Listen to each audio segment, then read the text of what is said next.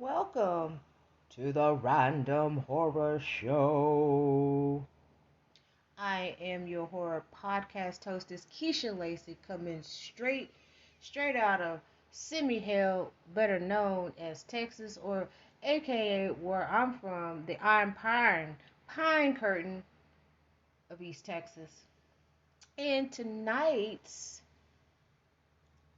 podcast show, we're going to be talking about Sweetheart, the 2019 film. It's a horror thriller survivor story.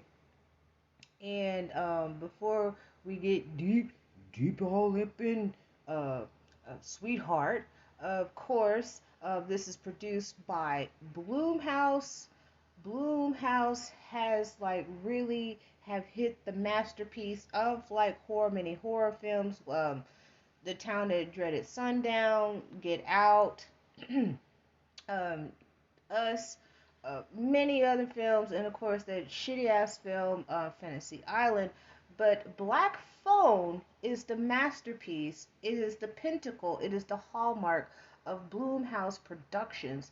And I'm just gonna say congratulations to them with Black Phone. Ethan Hawke is in it. We know him like from Sunrise and Training Day, and I'm just like shit. Yeah, Denzel Washington talking about King Kong ain't got nothing on him. I don't know about that. Oh, Denzel Washington is a wonderful actor, but you know his character. But Ethan Hawke,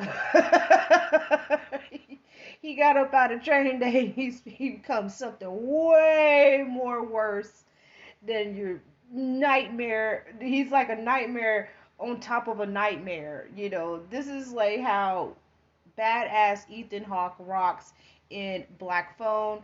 I have been avoiding spoilers, reviews, every damn thing about Black Phone. I heard it's very good, and especially how where it's set. You know, there's things about Black Phone that really I seen from the previews when I watched The Northman that really haunted me.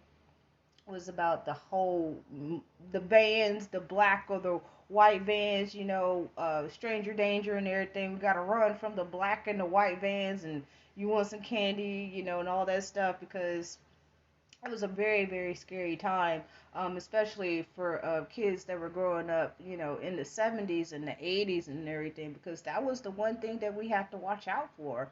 It's very, very scary stuff.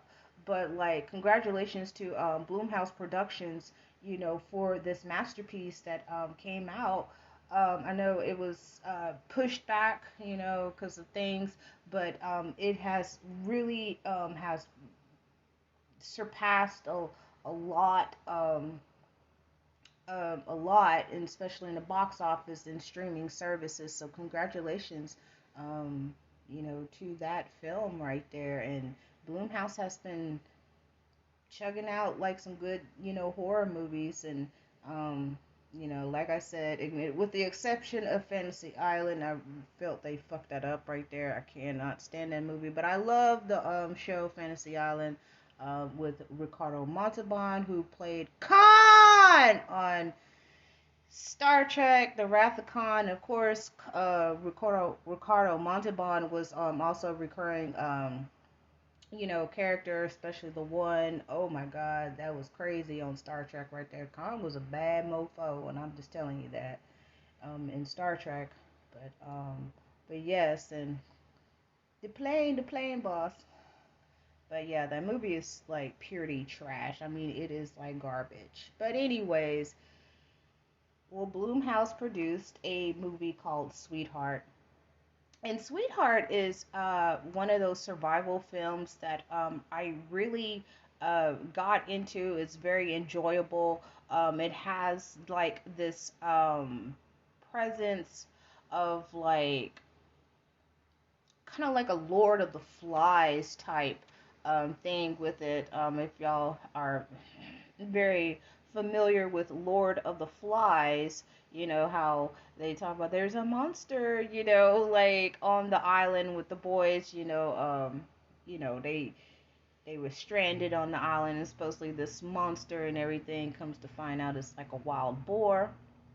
But Sweetheart is uh, taking some of that concept of it. We have like a young girl. Her name is Jenn, and she is stranded on this island, but she has somebody with her that survived um, with this, this terrible ordeal. The guy name is Brad. He has something lodged into his the side. He's bleeding. He's hemorrhaging, bleeding from the inside. She goes to go get some coconuts. Some coconuts. I think I throw that Monty Python in there. And he dies when she comes back with the coconut water. And he's gone. Well, anyways,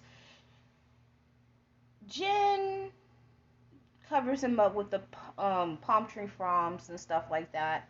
And she noticed, she's like, that's kind of like a little crappy of me, and everything else to do that. So she buries him in a shallow grave in the sand. She also finds some leftover provisions from some family that she was looking through, and found pictures, and it was something very spooky in the picture that she saw. She also finds matches.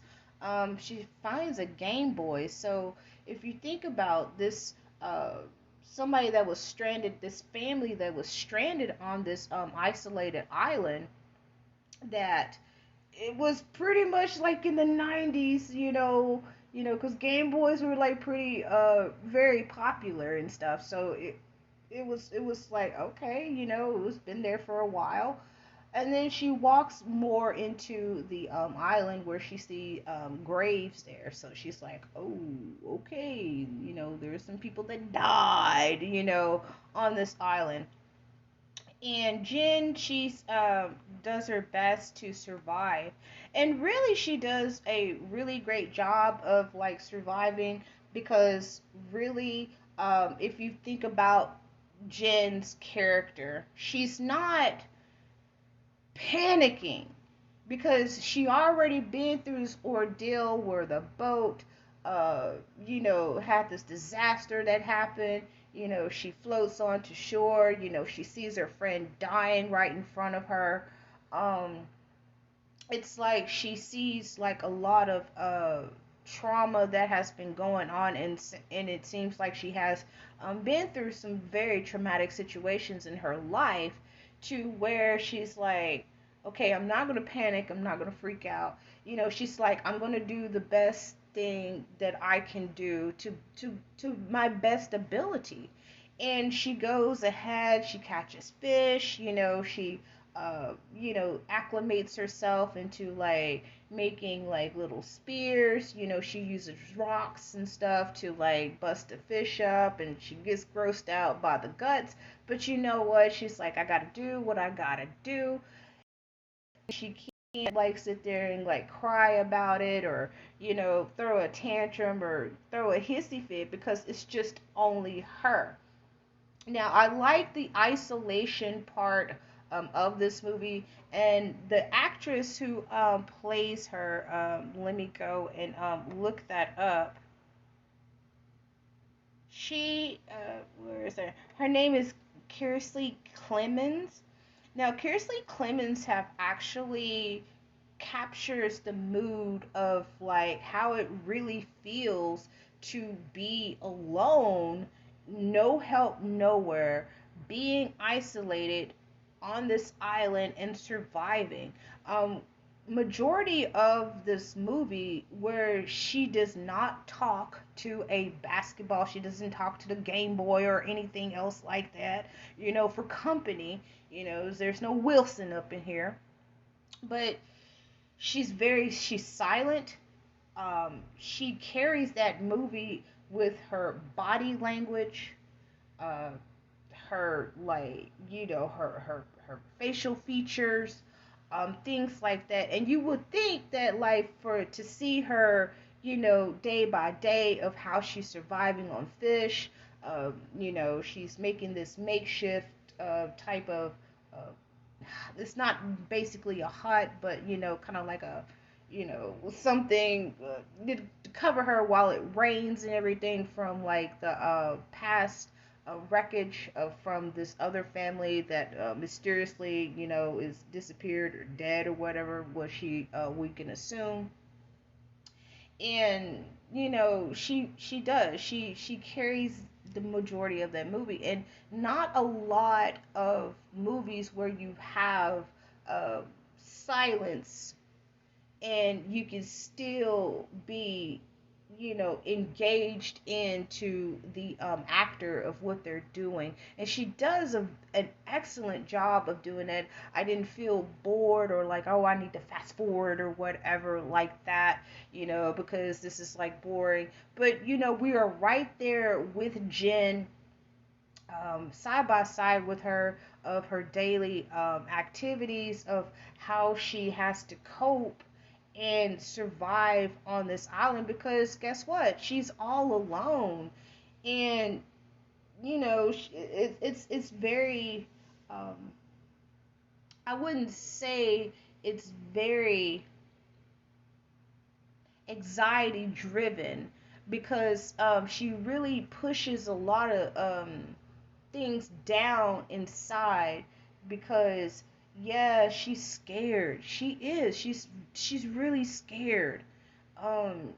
She wants to yell, she wants to cry so much, but she pushes that down because she's like, I gotta do what I gotta do. And even her just being a younger 20 something year old, and we can tell that she's not like, I go out in the woods, or I go camping and stuff like that. We can tell from, she does not have like those type of skills like that, like if she's in the Girl Scouts or whatever. But she has to like use common sense. But and also, whenever you think about something like that, I mean, you hear stories of people that have been in isolation, or something tragic happens, real life, where they have to survive in the wild, where their like their survival instincts kicked in. And everybody has a survival instinct. Everybody on this planet does, because guess what? We were all ingrained with that. So psychologically, she's not like, how would I put it? She's not going to sit there and pout about it. She's just like, I got to do what I got to do. Everybody has that. This is not something that is just created out of thin air, but really, it's imprinted in our DNA that we all have survival skills just in case of something like this happens.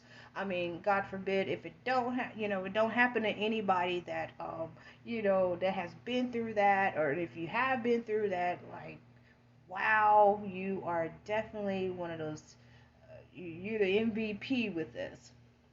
But Jenn is the MVP in this movie. Now, she not only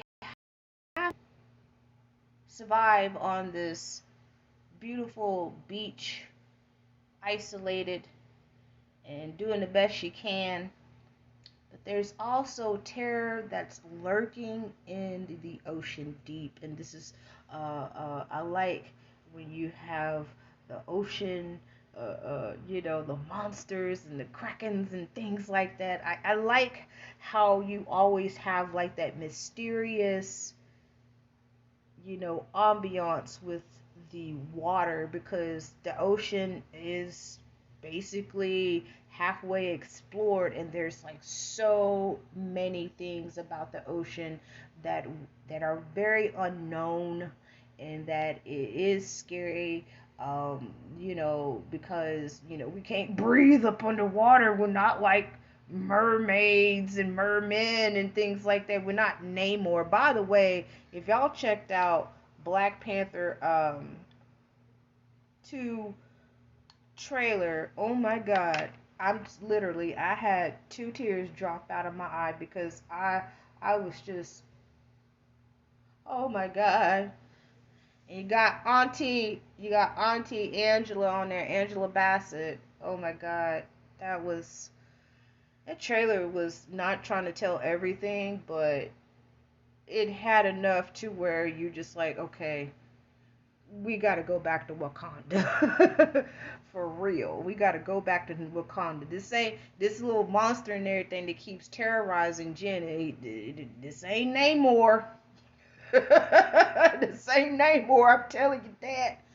So not only she has to deal with surviving, but she has an extra problem of this very tall, I mean, this literally about 10 foot to 11 foot in height, snarling, just a nasty sea creature that is a biped, and kind of reminds me of like the old lores of mermaids and mermaid tales of that, like they're not pretty people. We have like this thing about mermaids. I love mermaids and everything, and how they're so beautiful, long, beautiful, wavy hair, da da da da, and all that stuff, and half of the body is fish and things like that. But in real like mermaid lore, mermaids are not very beautiful. They are actually very terrifying creatures of the deep, and yes, they do glamour, the and lores of like how people think they seeing this beautiful woman or a beautiful man and everything, and come to find out they are just the most hideous, grotesque creature of the sea. So I like how they did the creature in this, and yes, it does swim, but it doesn't have like fins and tails and junk like that. But it is a biped, so it walks on land. So it's pretty crazy. The claws are like imaginably razor sharp. So the monster is actually toying with Jen. Um, he gets to Brad, who is in this shallow grave, rips him apart. She wakes up. Brad is no more right there. She's just like, okay, I know Brad is dead. He didn't get up and walk off and everything like the like a zombie or whatever. And there's blood and ripped up clothes. And while she heard the monster coming, on the shore and everything else, she is literally like terrified. And I'm just like, girl, I'm surprised you ain't pissed on yourself. I'm just like, she ain't pissed on herself from that shit.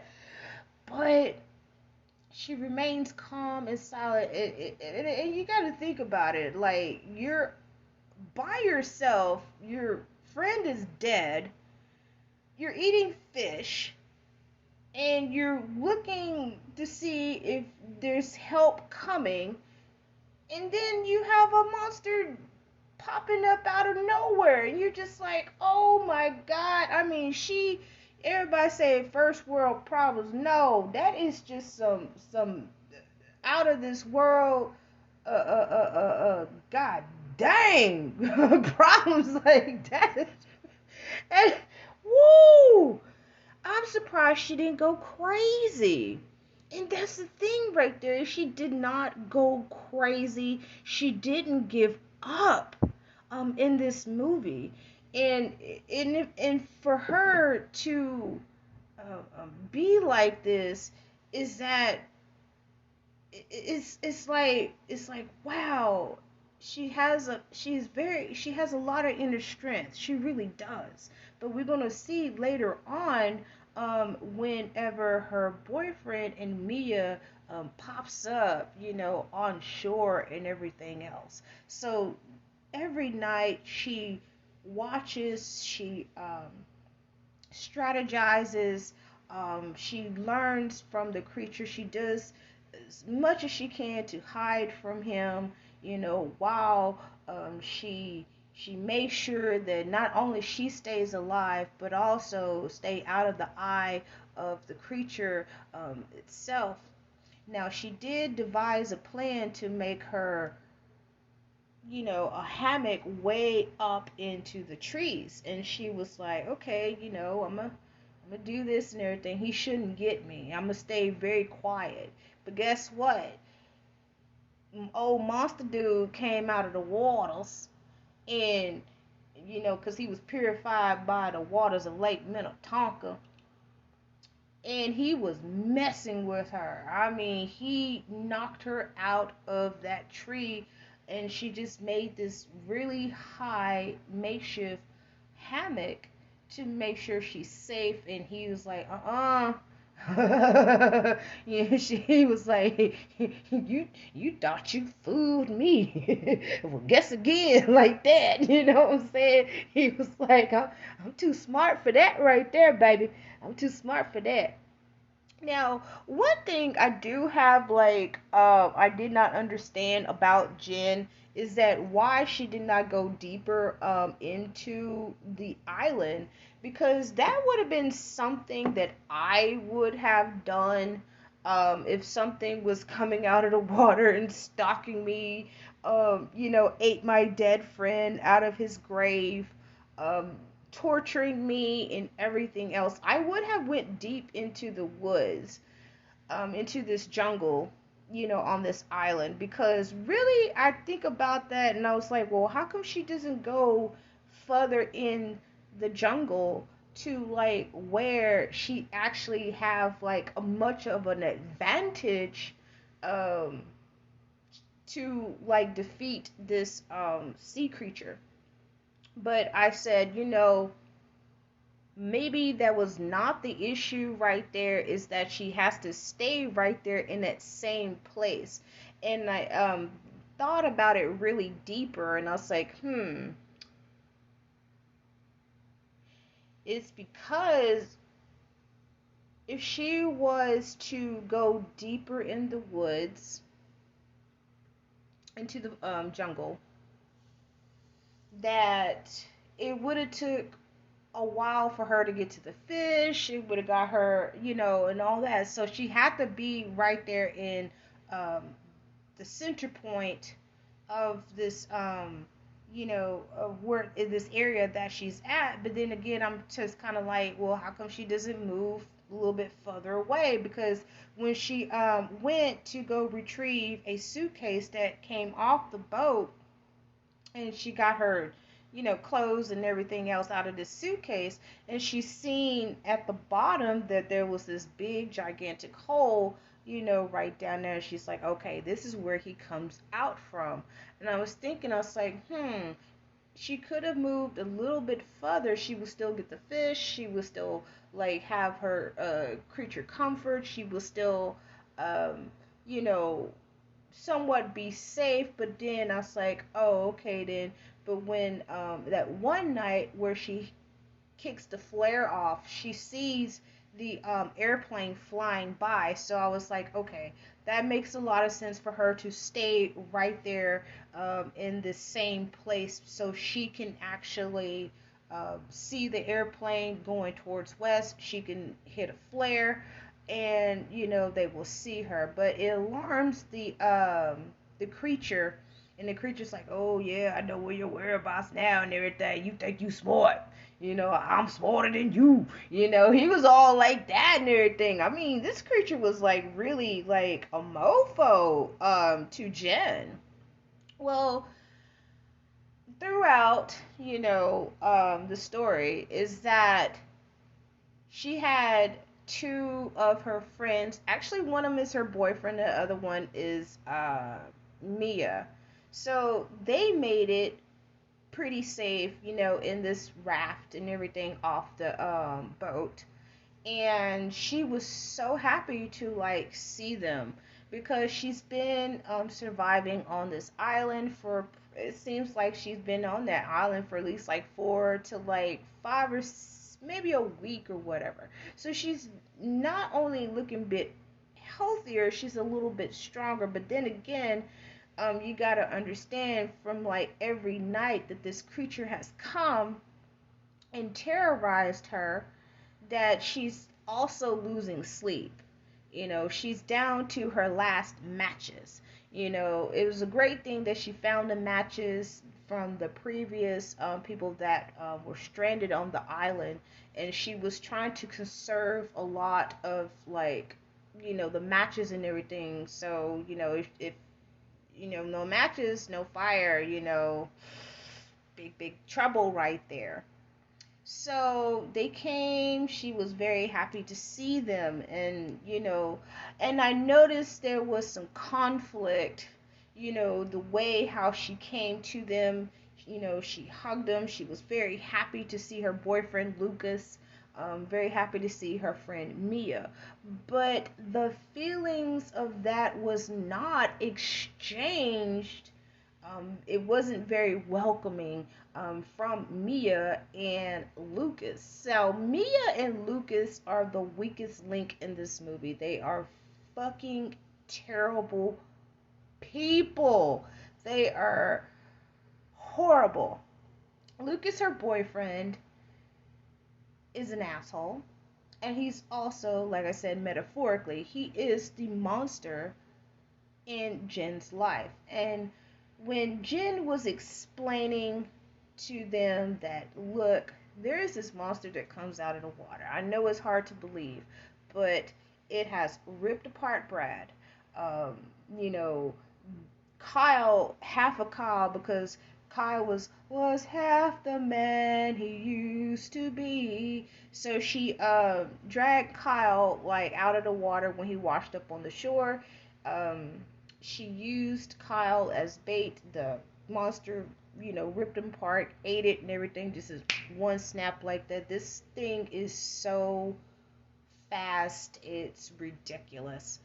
And they just sit there and just listen to her and just think like, oh, she may be dehydrated. She's having delusions of grandeur.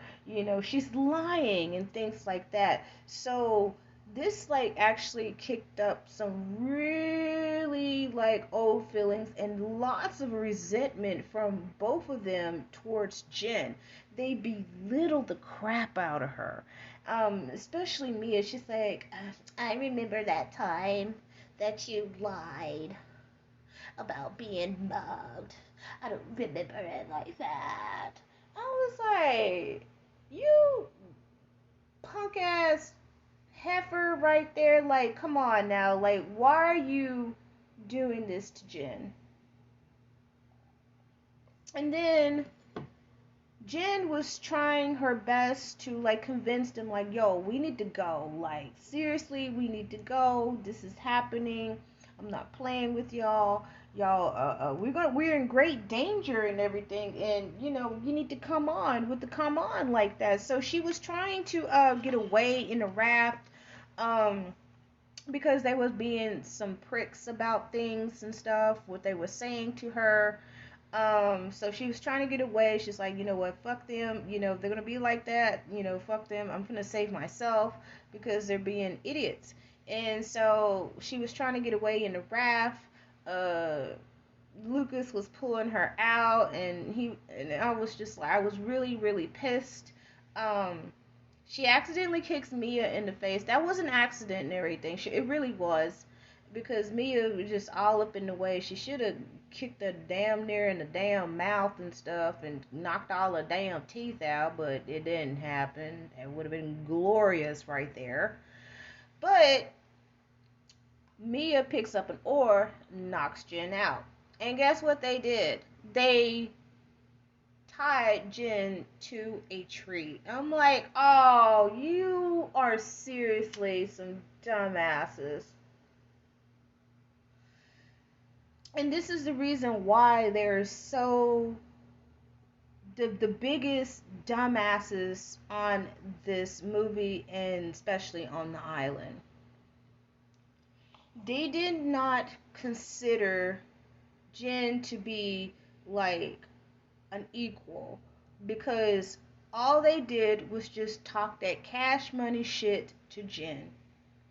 they made Jen feel like she's shit, she's inferior, that they were sitting there just letting her know, like, hey, we're, better than you because, you came from a lesser, income than us, especially Lucas. He's the weakest link, but he's also a weak ass person. And he knows he's a weak ass bitch because he was sitting there telling her, if it wasn't for me, you wouldn't be in school, and you wouldn't have the things that you have, and controlling ass, narcissistic, very extremely narcissistic, very controlling. Um, Everything that you can think of about Lucas. He was the monster that Jen has been dealing with, you know, for some time in their relationship. And it didn't even feel like a relationship. Like I was saying, when Jen first saw them, that they survived, when she seen the raft and everything, and they was in there, she greeted them with like open arms and like, oh my God, y'all survived, oh my goodness, I'm not alone, some teamwork is the dream work, and we can really get out of here. But with them, it was like, this is it's her, like, are you serious? That's how their attitude was. Like, are you serious? She actually survived, and Zach and Brad are gone. We are stuck with her. Crappy, crappy attitude. Crappy attitude. It's that entitlement with Lucas, especially Lucas's ass, and Mia had towards um, Jen. And it also, the complexity of like them just being like total like douchebags to her, is to make, like I said, to make her feel inferior, throwing around that they're much better than her. Not really, because I looked at both of them, I was like, ooh, y'all suck. Like, ooh. They basic as hell. And of course, they're throwing a little superiority and saying like, oh, because you're a little bit of a darker person, and so, I mean, what do we expect from somebody like you? Because you don't really, you know, they just like saying like, you really just more like an amusement to us. And when Jen, and that broke Jen's heart, it broke Jen's heart of like how they acted towards her. Like, really? And y'all gonna bring this bullshit onto this island? She's just like, y'all not looking at the bigger picture. I don't see no motherfucking Coast Guard. I don't see no damn Starbucks. I don't see somebody rolling up in the bins coming to get her, bins skidding up on the waters. Okay? I don't see none of that right now. And I'm trying to make sure that we work together and be a team to like survive this together, because to her it was like three heads are better than one, but she really found out that that was not the case, and actually her head was more screwed on better than those two, because they looking at it from like a bullshit ass point of view, but she was looking at it a realistic point of view. And that's the reason why I like Jen, because she was like, y'all on some bullshit, and to her it was like, you let all of this ego, this privilege and everything else, and the way how you think about me is very lowly, that what, I'm the one that survived longer than you. You sitting up there floating on a motherfucking ass raft and everything. I've been on this island eating fish and fighting a damn monster. Like, what can you do? Like, try me, bitch. That's how she was. She was like, try me, bitch. But she unloosened herself, and whenever nightfall came, Mia was attacked. She got slit. Yeah, she met her uh, deathly demise from the monster that snatched their ass up, which I was like, good riddance. I was cheering for joy that Mia was gone because that bitch did deserve that. I was so happy, and it took, and Lucas was like, oh, she wasn't lying. And then I'm thinking to myself and y'all, and like Mia getting slid up in that damn water and everything. Mia's like, well, I guess she ain't lying. I'm like, no, she ain't lying, Mia. Bye bye. Bye bye, bitch. That's how I felt. Like, bye bye. Like, you skinny ass toothpick heifer. That's what you get.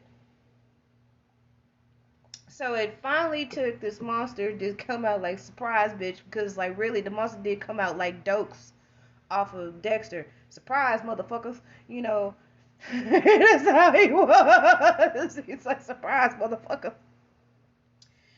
And Lucas is like, okay, cool. All right, all right. So what we gonna do? And she was like, you know what? We gonna go in the morning. She was like, he comes out at night. He done already snacked on Mia. He good and everything. He good and full. He picking his teeth and everything. He got the itis right now. So we can move freely in the daylight. So they like, all right, cool. So daylight comes. She's like, all right, cool. They get out there paddling and everything else. But guess what? Same thing. He did that same thing. Surprise, motherfucker, just like Dokes and everything. And pulls Mia out of the raft from the bottom. And I was like, oh, snap. You know what I'm saying? Like, damn. So Mia is fighting for her life up underwater. Mia thinks, excuse me, not Mia. Jenn thinks like, oh my God, this is like the end of me. Like, I didn't survive this long on this island. I have been running and hiding from this monster. You know what I'm saying? This is the end of me. Oh my goodness. But she remembers there was a pocket knife that Lucas gave to her because when they was on, during their exchange when they first got on the island, she asked for Lucas for his keys and his pocket knife. But there was a very big clue about this pocket knife because there was dried blood on the pocket knife. So she takes the pocket knife, she was like, stab, stab, stab. She wasn't a Mexican with the boots on and everything. And the creature let her go and stuff. And she was like, oh my gosh, let me get up to the top and everything. But this is the thing right here. She was getting back up to the top to get to the raft because, like, she's like, oh no, Lucas and everything. But this is like the craziest thing. Lucas really wasn't even that concerned about Jenn, because to him he was like, great, awesome, forget this bee, the monster got her, I'm finna dip, I'm finna be the lone survivor of this.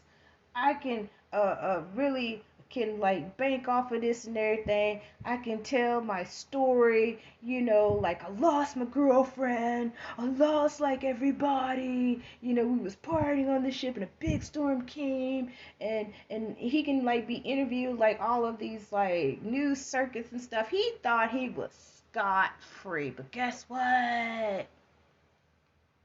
Monster got his ass. How I said, ha ha ha ha ha ha ha. Pure joy. But he also had Jenn's makeshift stick that was made into a spear.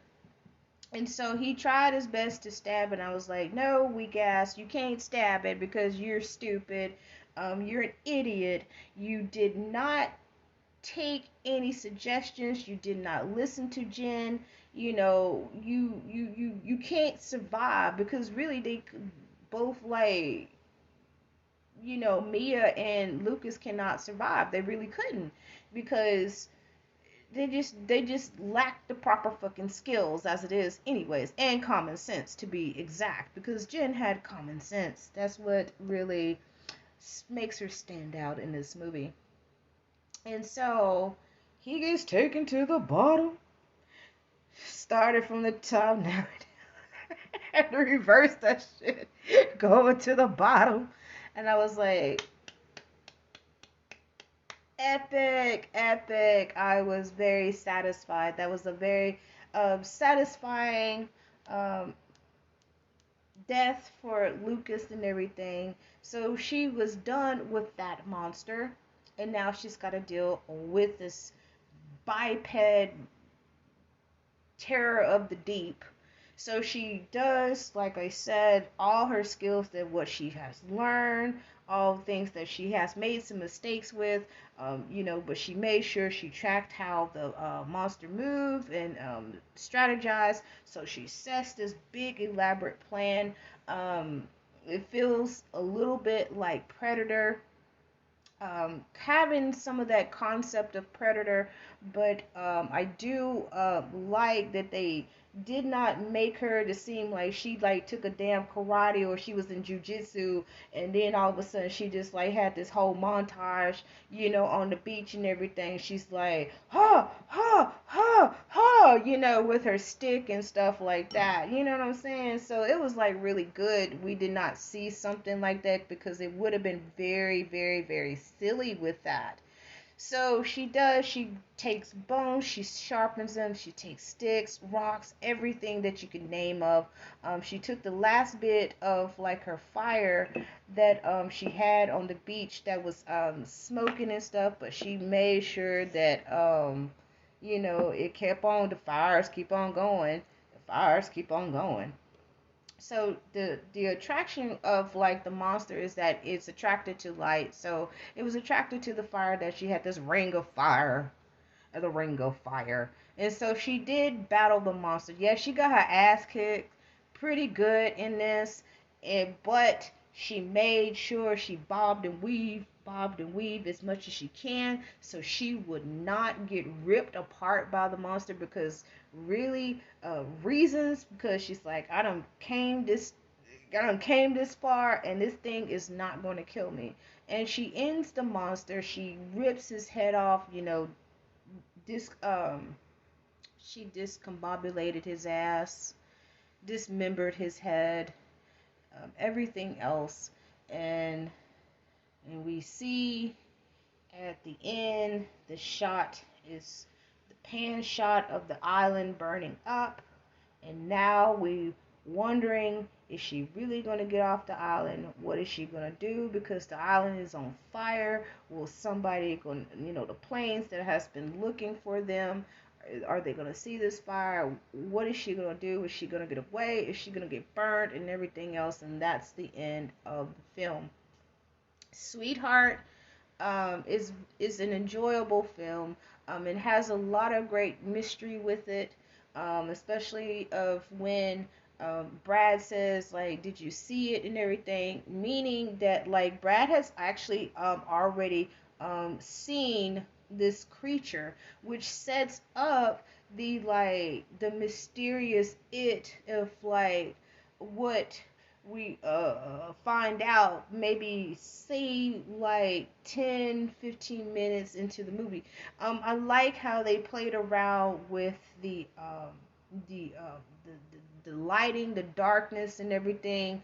That was like really great to give like that really mysterious ambiance about like the sea creature that was stalking Jen.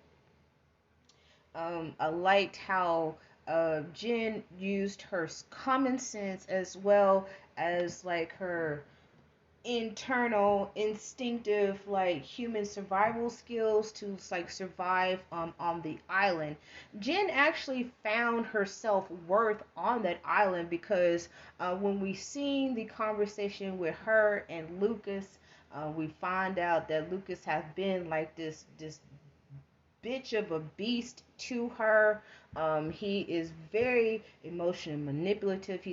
extremely abusive towards her.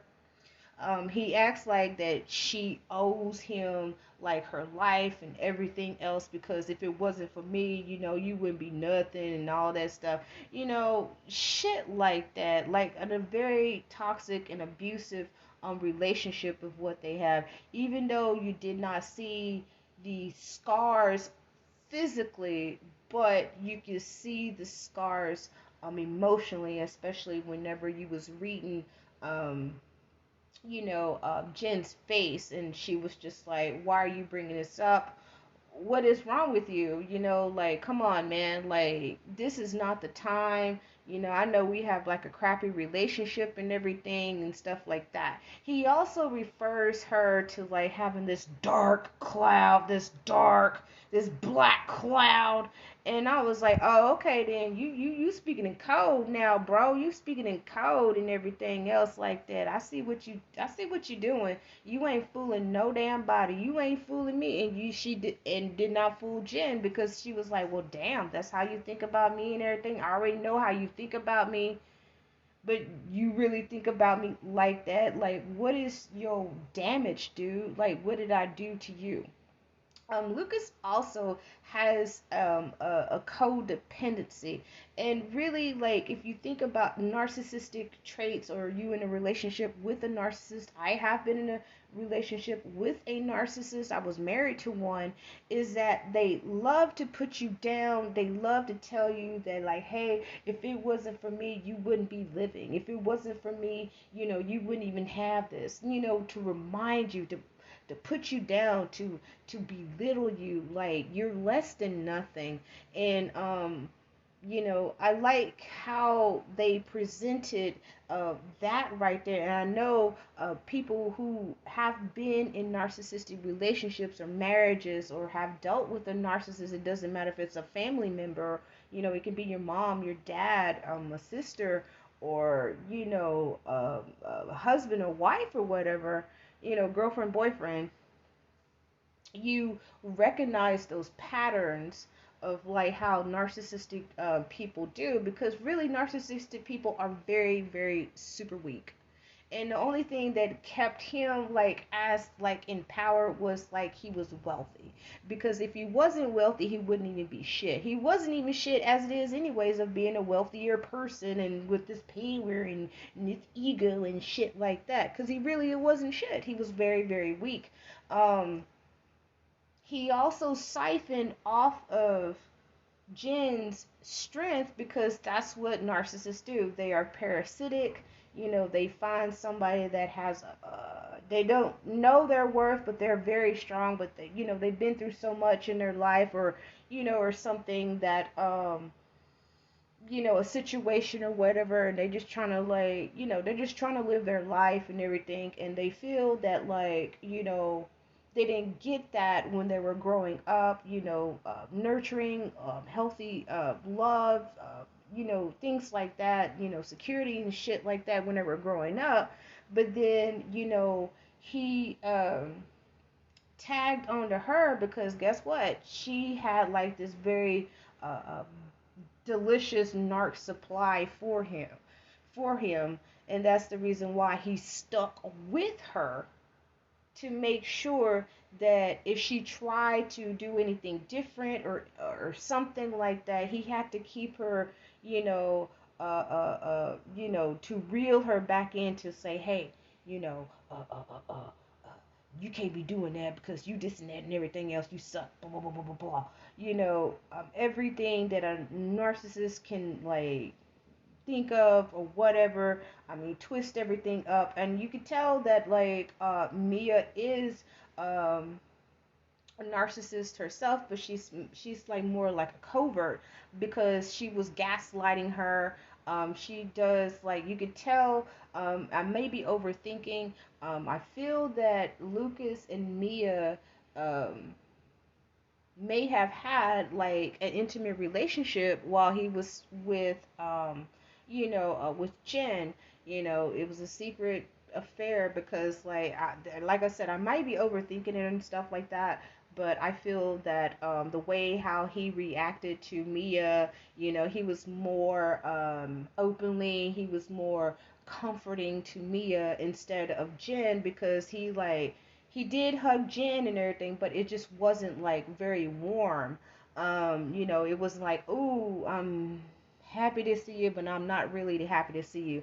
And then after that, he just went in with this bullshit with Jenn. But yeah, I was just like, okay. And with the clues of like the dried up blood and then the blood in the raft, let's put our Scooby Doo detective skills, ladies and gentlemen.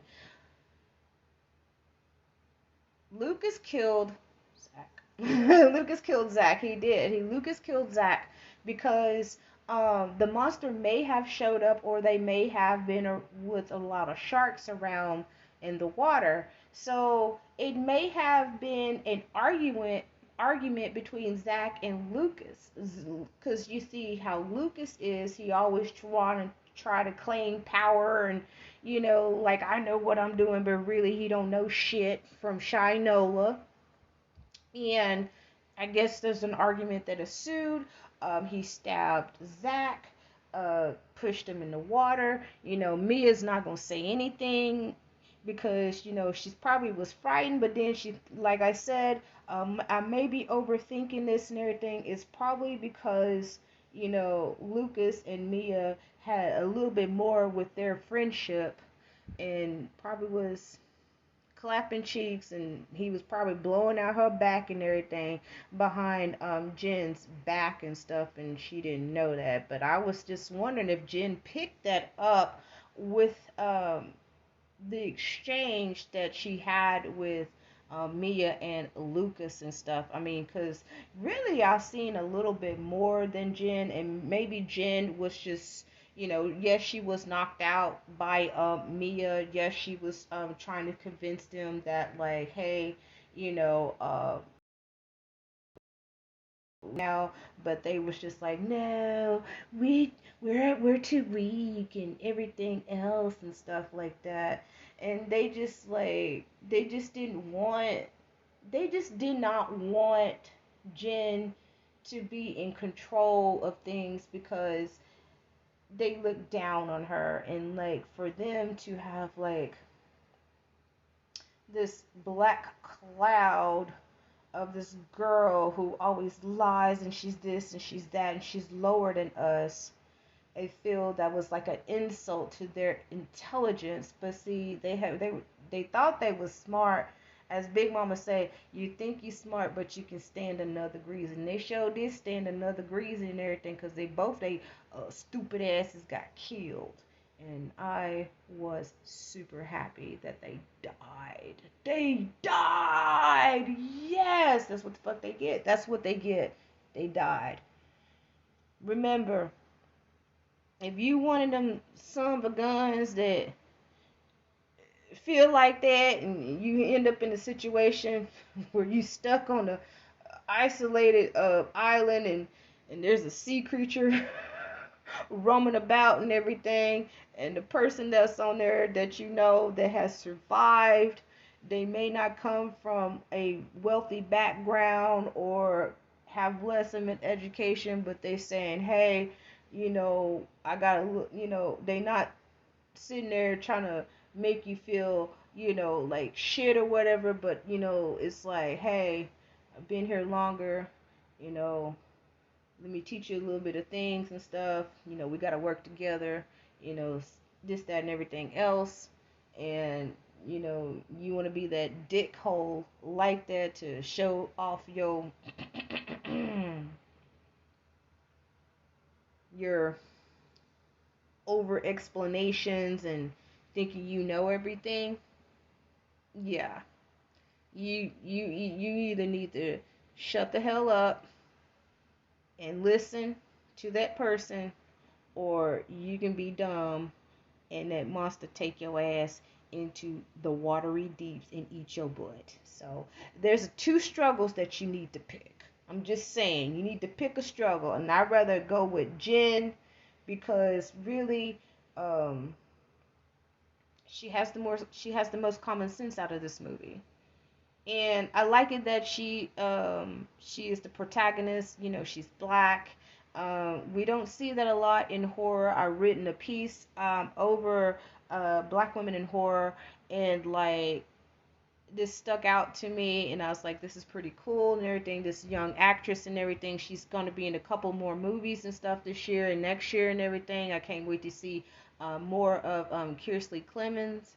I also popped my aunt's horror cherry and everything with this movie. You gotta ease them in, you know what I'm saying? You gotta ease people in. The non-horror people, you know, you're gonna have to be little be a little gentle with them, you know what I'm saying? You might have to bust out with your KY, your wet lube, you know, silicone or water based. You know, I prefer water based and everything. So, you know, I popped my aunt's horror cherry with this movie and stuff, and she really did enjoy it. It got her, you know, she loved the storyline. She loved to see like a black protagonist in the movie and the main character.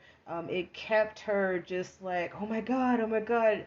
And I just love it. You know, I was like pizza, wine, and sharing, you know, horror movies, you know, with your non-horror relatives. That's like the best, perfect Sunday right there. She really did. Had like a really great time. And she was kind of like getting like after we watched it, she was like, is there another one? I was like, let's go watch. I was like, let's watch Cat Williams, okay? Let's just watch some comedy. But like, yeah, I mean, if you have somebody that's non-horror and you want them to enjoy a horror movie and stuff like that, I mean, ease them in. Don't break out with the hardcore shit. Just ease them in so they can come to a conclusion, you know, like, hey, I enjoyed this horror movie. Hey, this is pretty cool and everything else. So there it is. But anyways, that's enough of my time right there.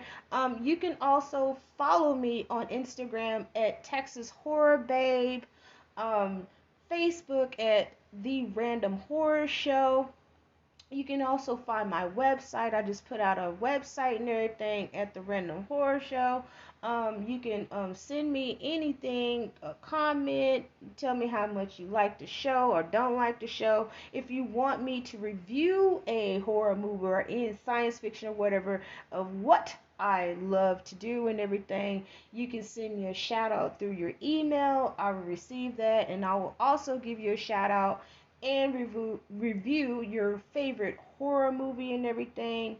Um, I am basically on Amazon Music, many at other platforms, Spotify, Anchor, Spreaker, Radio Public, Google, you name it, Apple Podcasts is where the random show is going to be at. So I'm pretty much basically everywhere. I'm stalking y'all in the podcast world.